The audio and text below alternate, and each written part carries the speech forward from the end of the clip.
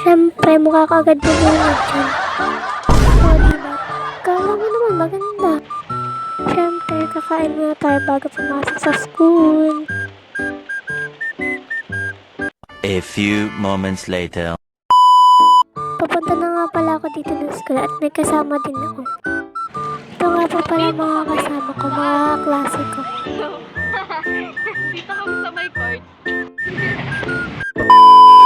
Bagsak kami sa mata.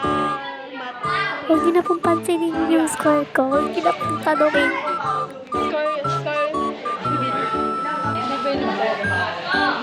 5. Wow!